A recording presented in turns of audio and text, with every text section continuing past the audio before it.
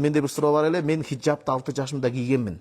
Кийгениме 10 жыл болду, бирок акыркы убакыттарда аны чечким келип атат. Атам айткандан коркуп жатам. Бул оюмду эч кимге айта албай, ичиме катып жүрөм. Өзүм да эмне үчүн ушундай болуп жатканын түшүнө албай калдым. Бул башында сизди тачатып койгон себептен. Башында кийгин. Эл көрсөм эмне болот, сен молдонун кызысың деп кызды кечирип коюңуздар, кээ бир адамдар коюлат. Бирок ачык эле айтайын. 6 жаштагы милдет эмес эле да кийиш. Мажбурлап кийгизип салды. Кийин 12-13 жаш келгенде чечкиси келип атат.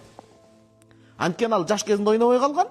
Эми чоңойгондо бала кыялда калып калганда, албай калганда эми ошолор ачык жүргөндөр буга кызык сезилип атат. Муну ошон үчүн сабактарда айтып атабыз, туура түшүнгүлө деп. Египет араб өлкөлөрүнөн көрүп атабыз.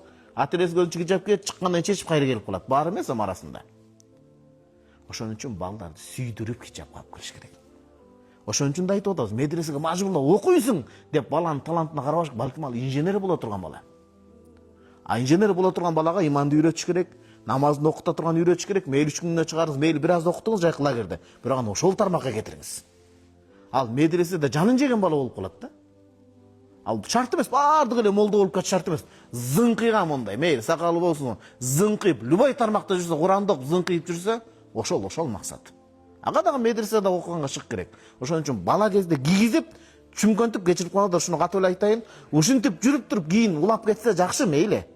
Бирок улабай ошого окшоп көңүлү, карындаш көңүл кылып калса, ата-энеси себепкер болуп калат ошого. Ошон үчүн аста-секин балакытка чете эле ага бир аз шым кийгизсе болот. Калыс шым кийгизсе болот деп чоң аялдар да шым кийип албасын. Мен утешнаю тактап айтып атам. Балагатка жете элек жаш кыздарды айтып атам. Акырын. Балагатка жеткендер шым кийбегиле. No 100 no stopping in now. Азыр токтотуп калың. Чоңдорго айтып, жаш кыздарга акырын. Анан эртең ушундай анан жөнөкөй хиджаб алып бербеңиз жаш кызга. Азыр деген жаш кыздар деген аңсызын өткөн моданы билет. Сапаттуу, кымбатын алып берсеңиз ал кийет анан. Мүмкүнчүлүккө жараша. Ошентип алып барыш керек туугандар. Көңүлүн калтырып койбой эле.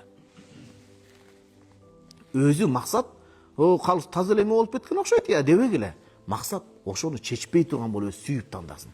Сиз барда да жокто да кийсиң сыймыктанып.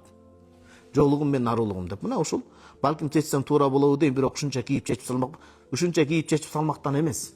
Кудайым парз кылгандан математиканы туура ойлош керек. Сиз номериңиз бар экен, эскертиңиз, келинчем байланышка чыксын. Мүмкүн болсо келинчегим менен отуруп жолугуз, ал киши психологияны дагы, эмени да жакшы окуп, диндин да кененинен Египеттен окуп атат, Кудайга шүгүр. Сиз менен баарлашып жакшы болот. Динде мажбурлабайт сизди, коркпоңуз. Калыс аялын алып келип мен мажбурлайт, жок.